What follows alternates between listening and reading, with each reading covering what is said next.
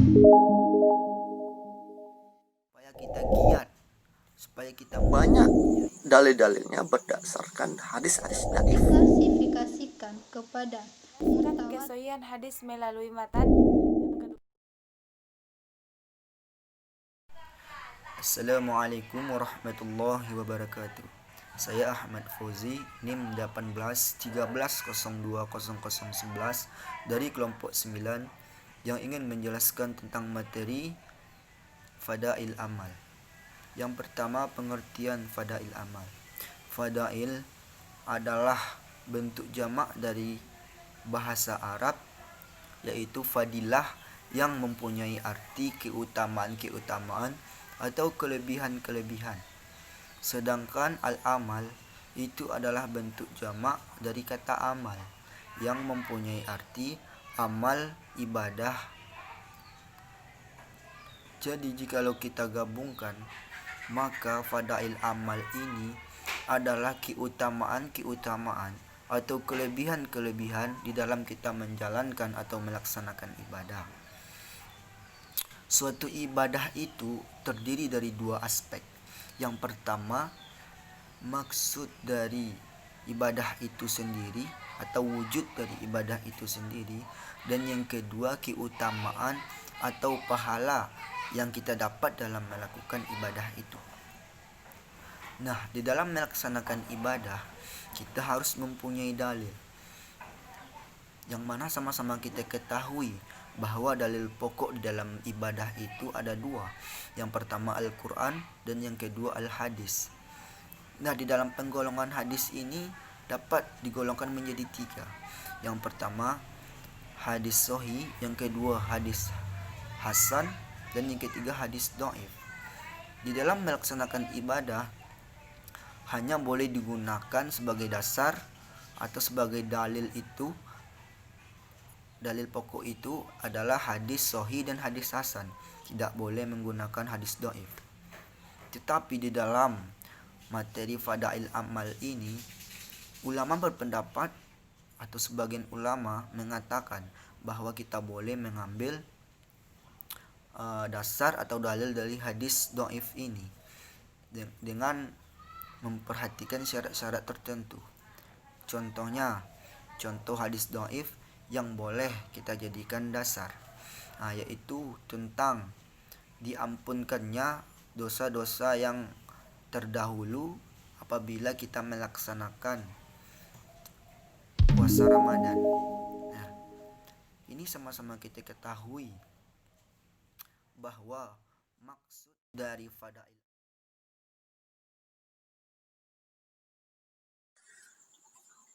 Bismillahirrahmanirrahim. Assalamualaikum warahmatullahi wabarakatuh. Selamat siang semuanya.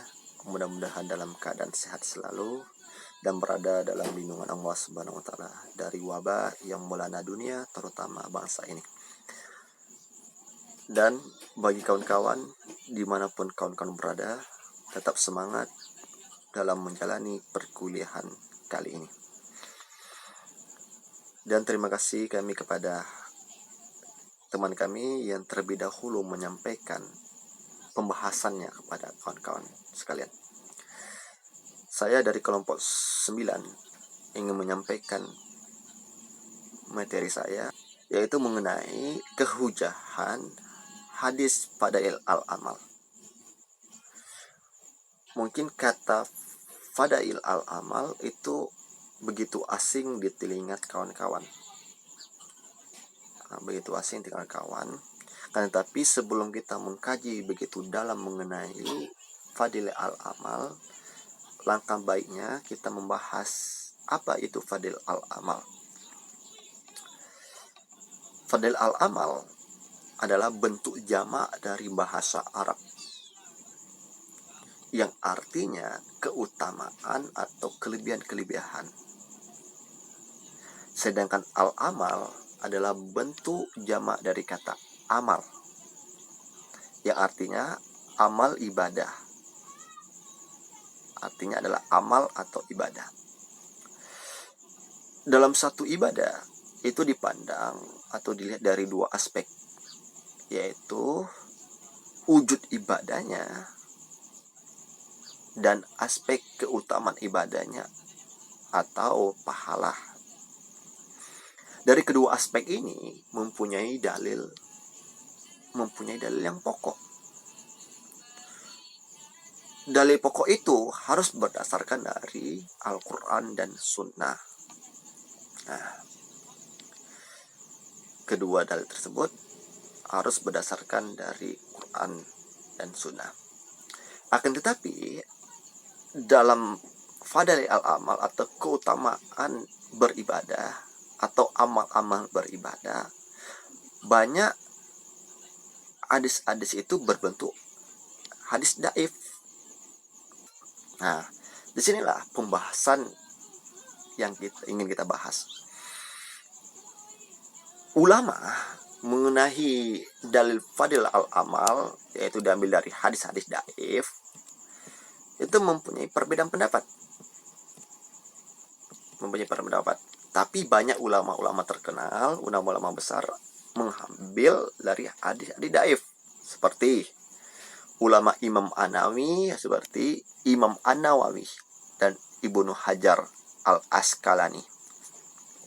Kedua ulama ini adalah ulama fikih dan ulama hadis.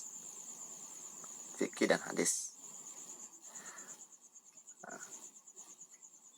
Ibnu Hajar Asqalani mengarang ilmu hadis dan syarah hadis. Ketika peneliti hadis pasti merujuk kepada karangan-karangan dari beliau. Ada Imam An-Nawawi dan Ibnu Hajar tadi, banyak dalil-dalilnya berdasarkan hadis-hadis dhaif. Bagaimana pendapat para ulama mengenai hadis-hadis ataupun kehujahan dari hadis dhaif tersebut menjadi fadilah al-amal atau keutamaan beribadah. Imam An-Nawawi menjelaskan dalam kitabnya Matan At-Taqrib tentang kesepakatan ulama atas bolehnya mengamalkan hadis dhaif dalam fadilah al-amal. Nah, beliau menulis juga dalam kitabnya membolehkan mengamalkan hadis dhaif. Dan ada juga seperti Al-Hafiz Al-Ai itu menjelaskan juga tentang mengenai hadis fadil al-amal, ataupun Ibnu Nakid Al-Id menambahkan dua syarat lain. Jadi ini Ibnu Nakid itu menambahkan syarat dibolehkannya untuk mengambil hadis dhaif tersebut dalam satu ibadah atau keutamaan ibadah. Ibadah itu berdasarkan hadis yang layak. Jadi ibadah tadi itu berdasarkan hadis yang layak, dijadikan hujah. Hadis dhaif ini hanya berfungsi menjelaskan. Hadis dhaif hanya berfungsi menjelaskan ibadah tersebut. Contoh, dalamnya wajibnya sholat. Sholat wajib sudah ada dalil yang mendasar seperti Al-Quran dan hadis. Tapi hadis dhaif ini hanya menjelaskan keutamaan-keutamaan. Dalam berpuasa banyak keutamaan-keutamaan beribadahnya, maka itu dibolehkan mengamalkan hadis dhaif tersebut selagi dia berbentuk penjelas, bukan berbentuk dengan akidah tadi. Terus beliau juga menyampaikan bahwa syarat kedua hanya atas dasar kehati-hatian. Nah, jadi gini, syaratnya yang pertama, hadis dhaif itu hanya ibadah yang dilakukannya harus mempunyai dalil yang pokok seperti sholat, puasa. Yang hadis dhaif tadi hanya sebagai penjelas keutamaan beribadahnya. Terus ada lagi para mukallaf itu beribadah, sudah banyak ibadah-ibadahnya tuh dia melakukan hanya untuk berhati-hati. Hanya untuk berhati-hati mendekatkan diri kepada Allah Subhanahu wa taala. Itulah dua syarat tadi untuk mengamalkan hadis fadil al-amal tadi. Oke, lanjut tentang kehujahan. Jadi mengenai tentang kehujahan hadisnya, hadis yang diamalkan oleh fadil al-amal tadi, hadis dapat diklasifikasikan kepada mutawatir, sahih, hasan, dhaif, batil, dan seterusnya. Sekarang kita fokus kepada hadis dhaif. yang tidak terlalu berat. Jadi dia masuk kategori ketiga setelah Hasan. Setelah Hasan baru daif.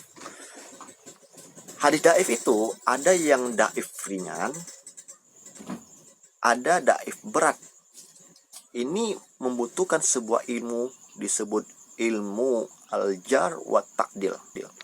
Ilmu tentang menilai periwayat hadis. Para ulama telah membuat istilah-istilah untuk menunjukkan peringkat kehujahan riwayat.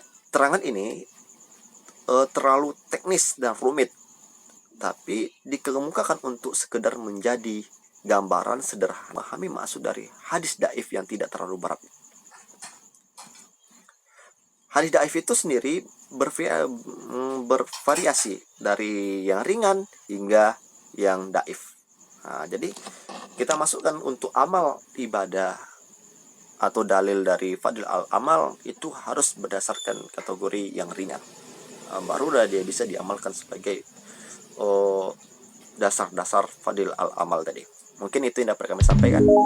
Selanjutnya kami serahkan kepada teman kami untuk melanjutkan materinya. Assalamualaikum warahmatullahi wabarakatuh.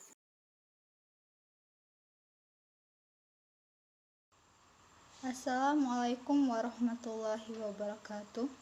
Perkenalkan, nama saya Melin Sari Narti, NIM 1813020013.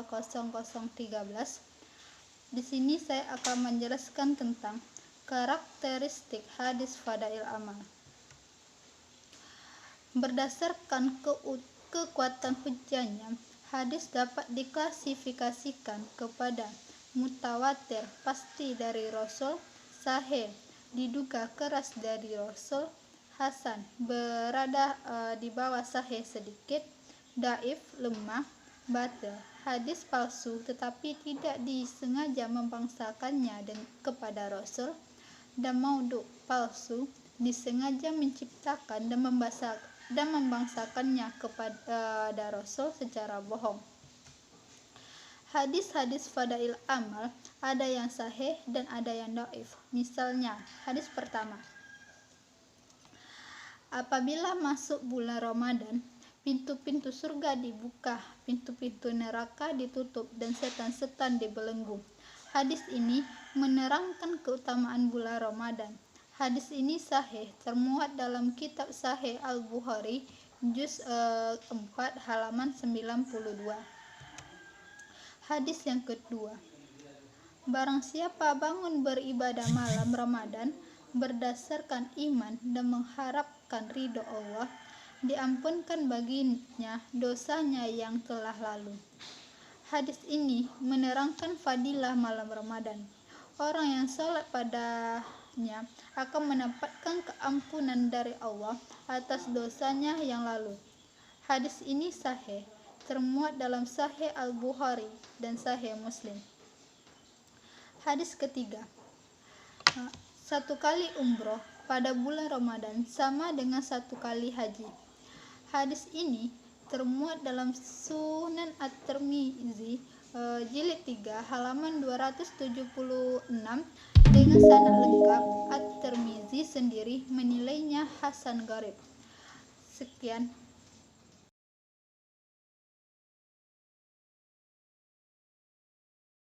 Bismillahirrahmanirrahim. Assalamualaikum warahmatullahi wabarakatuh. Perkenalkan, nama saya Dawani dengan NIM 1913020019. Di sini saya akan mencoba menjelaskan tentang metode syarah matan hadis fadail amal. Matan adalah isi redaksi hadis yang diriwayatkan oleh para perawi. Syarah matan hadis meliputi 3 hal, yaitu yang pertama, menjelaskan kesohihan hadis melalui matan, yang kedua, menjelaskan makna dan kandungan matan, dan yang ketiga, menjelaskan hukum dan hikmah hadis. Selain dengan meneliti sanad, kesohihan sebuah hadis bisa pula dinilai dari matannya. Dalam hal ini, Al-Adlabi memberikan 2 syarat agar matan hadis dinilai sahih. Keduanya adalah hadis itu tidak sahih, dan yang kedua hadis itu tidak mengandung illat. Metodologi syarah matan hadis Fadhail Amal tidak jauh dengan metodologi syarah matan hadis qauli, karena mayoritas hadis Fadhail Amal berupa qauli. Namun, ada prinsip yang harus dipegang oleh pensyarah hadis ketika mensyarah hadis Fadhail Amal. Prinsip-prinsip tersebut adalah: yang pertama, tidak mengejar makna tekstual redaksinya, dan yang kedua, hukum pokok amal yang bersangkutan tidak boleh diabaikan. Seiring dengan berjalannya waktu, ilmu hadis serta kajian-kajian yang berkaitan dengannya pun berkembang. Hal ini dapat dilihat dari berbagai kitab-kitab hadis yang ditulis ulama-ulama muhaddisin khususnya. Begitu juga berkembang sosial kemasyarakatan mengantarkan sekaligus mengharuskan supaya dapat memahami hadis dengan baik dan paling tidak mendekati kebenaran. Dalam kitab syarah hadis dikenal beberapa metode ulama dalam mensyarah hadis, yakni Izmalil, Global, Tahlifil, Analitis, dan Muqarrin, Komprasi. Yang pertama, metode tahlifi. Tahlifi berasal dari bahasa Arab halala yuhallili tahlil, yang berarti menguraikan, menganalisis. Namun yang dimaksud dengan tahlifi di sini adalah mengurai. Dan yang kedua, metode ijmali.